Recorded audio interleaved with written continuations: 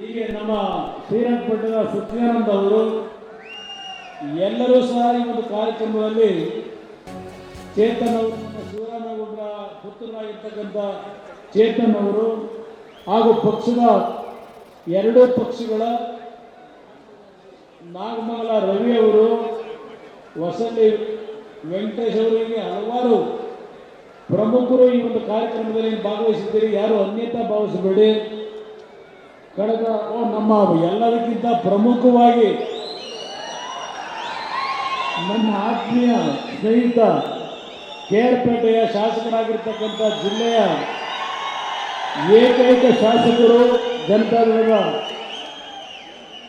ನಮ್ಮ ಮಂಜಣ್ಣ ಅವರು ಲೋಕಸಭೆಗೆ ಬಿಜೆಪಿಯಿಂದ ಒಂದು ಬಾರಿ ಉಪಚುನಾವಣೆಯಲ್ಲಿ ಸ್ಪರ್ಧೆ ಮಾಡಿರ್ತಕ್ಕಂಥ ಸಿದ್ದರಾಮೇಗೌಡರು, ಹೀಗೆ ಹಲವಾರು ಅಮರಾವತಿ ಚಂದ್ರಣ್ಣ ಅವರು ಫೋನ್ ಮಾಡಿದ ತಕ್ಷಣವೇ ಇಲ್ಲ ನಾನು ಪಕ್ಷಕ್ಕೆ ಸೇರ್ತೇನೆ ಅಂತಕ್ಕಂಥ ತೀರ್ಮಾನ ಮಾಡಿ ಬಂದಿದ್ದಾರೆ. ಅದೇ ರೀತಿಯಲ್ಲಿ ಉಮೇಶ್ DCC ಬ್ಯಾಂಕ್ನ ಮಾಜಿ ಅಧ್ಯಕ್ಷರು ಸಿದ್ದರಾಮೇಗೌಡರು ಒಂದು ಸುನೀಲ್ ಸುಬ್ರಹ್ಮಣ್ಯ ಅವರು ಅತ್ಯಂತ ವಿಶೇಷವಾಗಿ ವಿಧಾನ ಪರಿಷತ್ತಿನ ಸದಸ್ಯರೇನಿದ್ದಾರೆ, ಮಾಜಿ ಸದಸ್ಯರು, ನಮ್ಮ ಕೊಡಗು ಭಾಗದ ಇಲ್ಲಿಯ ಉಸ್ತುವಾರಿ ವಹಿಸಿರ್ತಕ್ಕಂಥ ಸುಬ್ರಹ್ಮಣ್ಯ ಅವರು ಇದ್ದಾರೆ, ಅವರೂ ಸಹ ಈ ಸಭೆಯಲ್ಲಿದ್ದಾರೆ. ವೀರಯ್ಯನವರು ವಿಶೇಷವಾಗಿ ಅವರು ಮಂಡ್ಯ ಜಿಲ್ಲೆಯವರನ್ನೇ MLCಗಳಾಗಿ ಕೆಲಸ ಮಾಡಿದ್ದಾರೆ. ದಲಿತ ಸಮಾಜದ ಮುಖಂಡರು ಎಲ್ಲಿದ್ದಾರೆ. ವೀರಯ್ಯನವರು ಸಹ ಇವತ್ತು ನಾಮಪತ್ರ ಸಲ್ಲಿಕೆ ಕಾರ್ಯಕ್ರಮದಲ್ಲಿ ಭಾಗವಹಿಸಿದ್ದಾರೆ. ಯಾರು ನಮ್ಮ ಹರೀಶ್ ಅವರು, ಹುಣಸೂರಿನ ಶಾಸಕ ಮಿತ್ರರು ಹರೀಶ್ ಅವರು ಇವತ್ತು ಸಭೆಯಲ್ಲಿದ್ದಾರೆ. ಅಶ್ವಿನ್ ಅವರು ನಮ್ಮ ಟಿ ನರಸೀಪುರದ ಮಾಜಿ ಶಾಸಕರು, ಅಶ್ವಿನ್ ಅವರು ಸಹ ಈ ಕಾರ್ಯಕ್ರಮದಲ್ಲಿ ಭಾಗವಹಿಸಿದ್ದಾರೆ.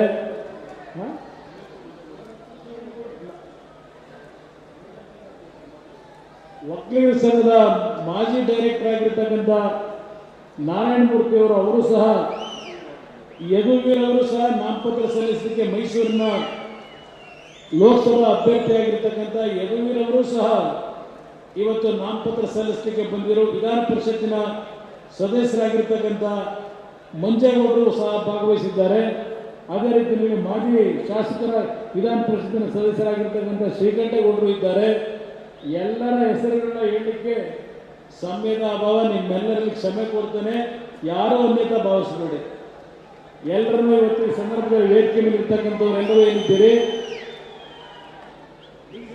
ಮೊದಲೇ ಹೇಳಿದ್ನ ಎಲ್ಲದಕ್ಕಿಂತ ಹೆಚ್ಚಾಗಿ ನಮ್ಮ 7 ಪೀಳಿಗೆಗಳು ಕಷ್ಟ ಸುಖದಲ್ಲಿ ಸನ್ಮಾನ್ಯ ದೇವೇಗೌಡರ ಒಂದು ರಾಜಕೀಯ ಜೀವನ ಪ್ರಾರಂಭ ಆದಂಥ ದಿನದಿಂದ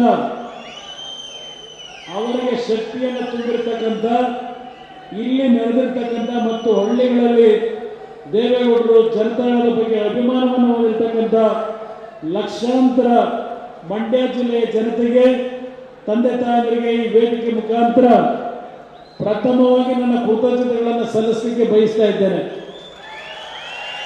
ಬಹುಶಃ ಈ ಒಂದು ಕಾರ್ಯಕ್ರಮಕ್ಕೆ ನಿಮ್ಮ ನಿರೀಕ್ಷೆಗೆ ನಾವು ವಾಹನಗಳನ್ನು ಕೊಡಲಿಕ್ಕಾಗಿಲ್ಲ. ಹಲವಾರು ಕ್ಷೇತ್ರಗಳಲ್ಲಿ ಬಹುಶಃ ಇವತ್ತು ನಮ್ಮ ನಾಯಕರುಗಳು ಅಲ್ಲಿಯ ಒಂದು ಪಕ್ಷದ ಕಾರ್ಯಕರ್ತರಿಂದ ಬಯಸ್ಕೊಳ್ತಕ್ಕಂಥ ಒಂದು ವಾತಾವರಣ ನಿರ್ಮಾಣ ಆಗಿದೆ.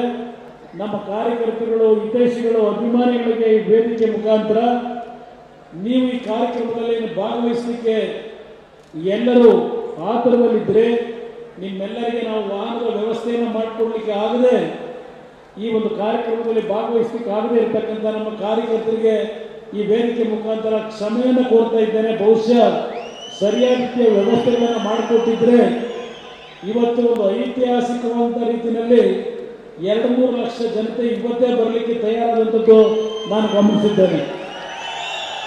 ಈಗಾಗಲೇ ಯಡಿಯೂರಪ್ಪನವರು, ನಮ್ಮ ಗೋವಾ ಮುಖ್ಯಮಂತ್ರಿಗಳು ಹಲವಾರು ವಿಷಯಗಳನ್ನು ಚರ್ಚೆ ಮಾಡಿದ್ದಾರೆ. ಗೌರವಾನ್ವಿತ ಹಿರಿಯ ನಾಯಕರಾಗಿರ್ತಕ್ಕಂಥ ಯಡಿಯೂರಪ್ಪನವರು ಏನೋ ಒಂದು ಮಂಡ್ಯ ಜಿಲ್ಲೆಯ ಏನೊಂದು ತವರು ಮನೆ ಅಂತಕ್ಕಂಥ ಒಂದು ಮಾತನ್ನು ಹೇಳಿದ್ದಾರೆ. ಅವರು ಕೇರ್ಪೇಟೆಯ ಬೂಕುರಕೆರೆ ಗ್ರಾಮದಲ್ಲಿ ಜನಿಸಿ ಶಿವಮೊಗ್ಗದಲ್ಲಿ ಇವತ್ತು ಅವರ ರಾಜಕೀಯ ಪ್ರಾರಂಭ ಮಾಡಿರ್ತದ್ದು. ನಾನು ಹಾಸನ ಜಿಲ್ಲೆಯಲ್ಲಿ ಜನ್ಮ ತಾಳಿದ್ರು. ರಾಮನಗರದ ಜನತೆ ನನಗೆ ರಾಜಕೀಯ ಜನ್ಮ ಕೊಟ್ಟರು.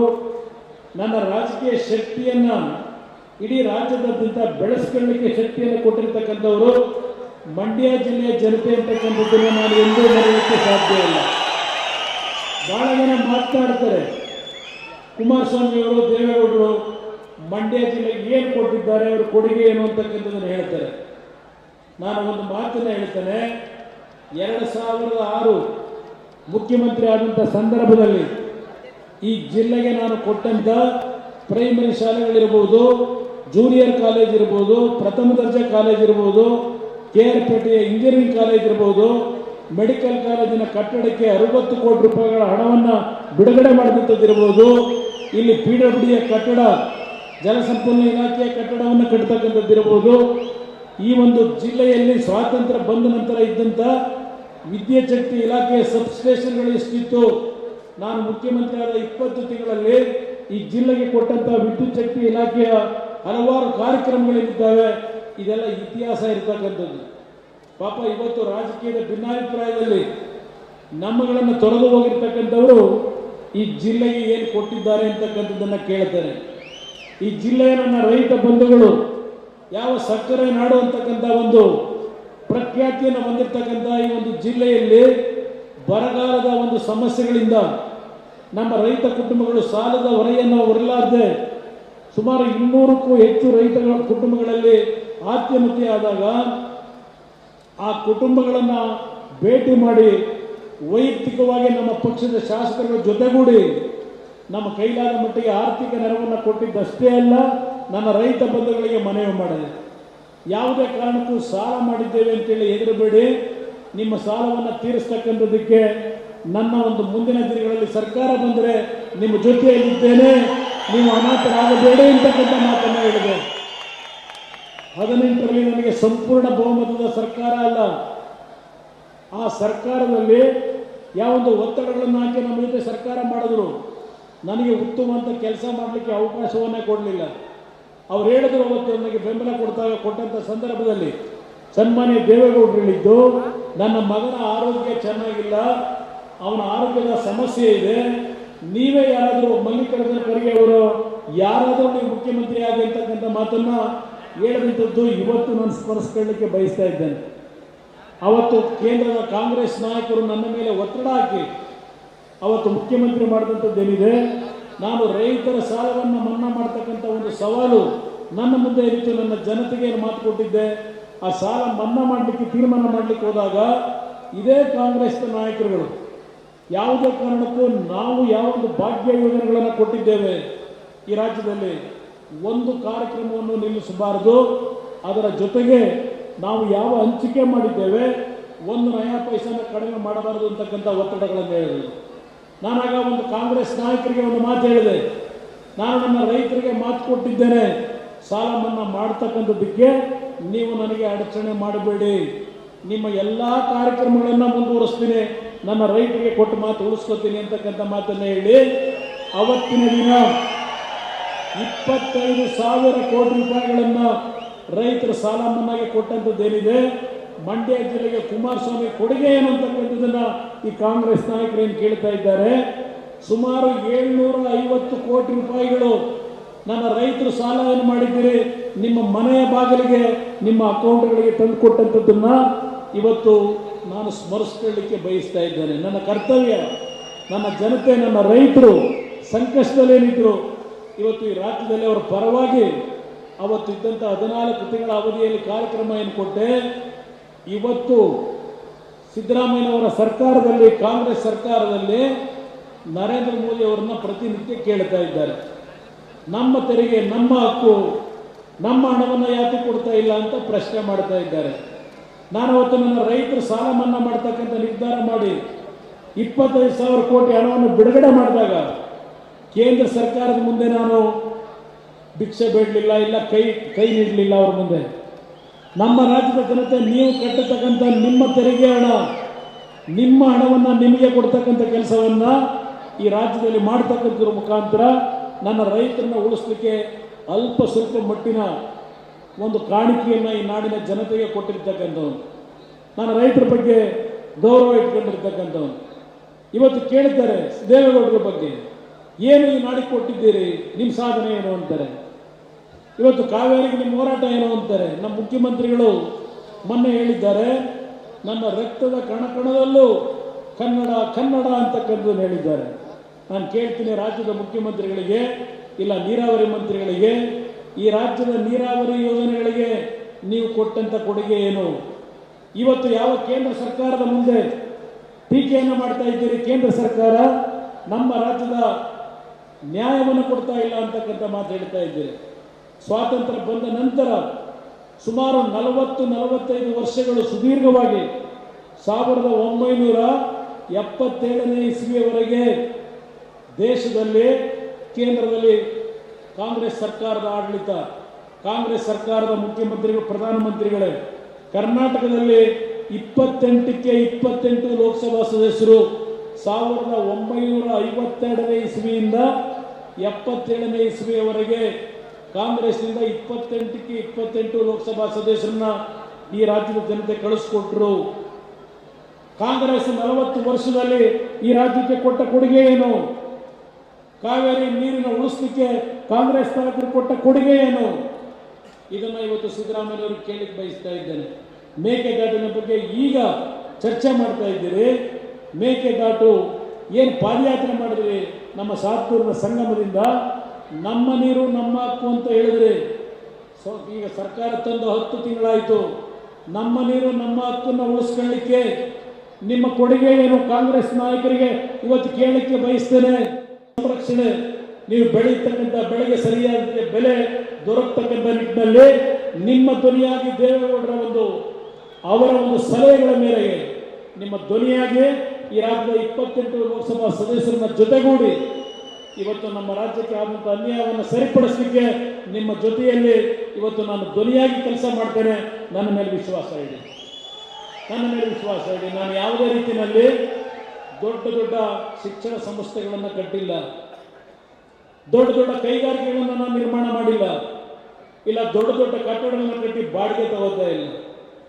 ನಾನು ರಾಜಕಾರಣಕ್ಕೆ ಬರೋದಕ್ಕಿಂತ ಮುಂಚೆ ನಮ್ಮ ಮೈಸೂರಿನ ಚನ್ನಾಂಬಿಕಾ ಹಂಚಿಕೆ ಸಂಸ್ಥೆ ಆ ನಜರ್ಬಾದ್ ರೋಡ್ನಲ್ಲಿ ನನ್ನ ವಿದ್ಯಾಭ್ಯಾಸ ಮುಗಿಸಿದ ನಂತರ ಅಲ್ಲೇನೊಂದು ಚಿತ್ರರಂಗದಲ್ಲಿ ಹಂಚಿಕೆದಾರನಾಗಿ ಕೆಲಸ ಮಾಡಿದ್ದೇನೆ.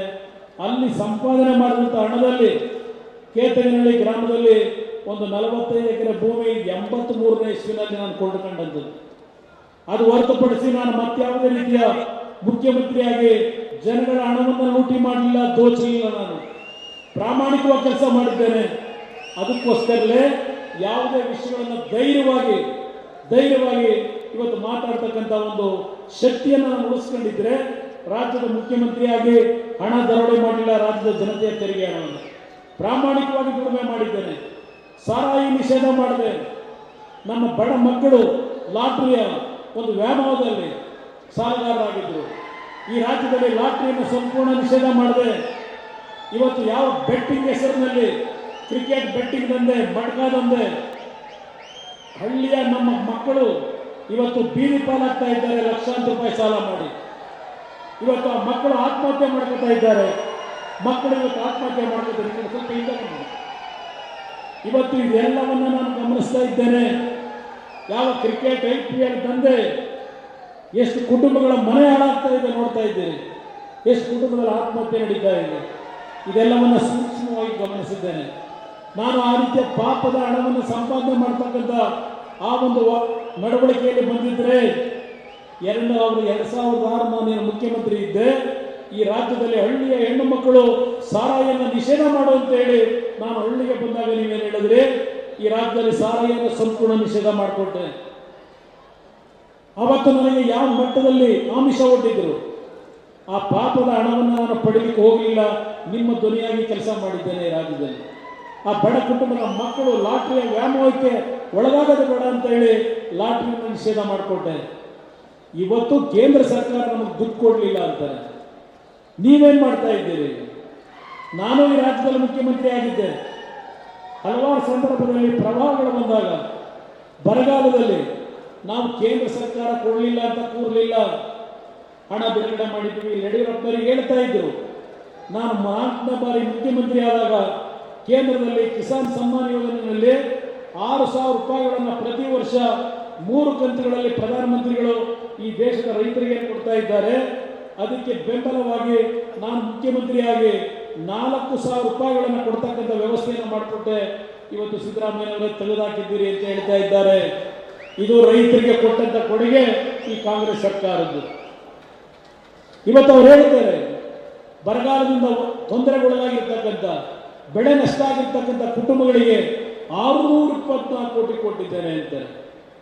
ಹೆಕ್ಟರ್ಗೆ 2,000 ರೂಪಾಯಿ. ಏನು ನನ್ನ ರೈತರು ಭಿಕ್ಷುಕರ, ನಮ್ಮ ರೈತರು 2,000 ರೂಪಾಯಿ ತಗೊಂಡು ಏನು ಮಾಡ್ತೀರಿ ಆ ಬೆಳೆ ಪರಿಹಾರ ಕೇಳಲಿಕ್ಕೆ ಬಯಸ್ತೀನಿ.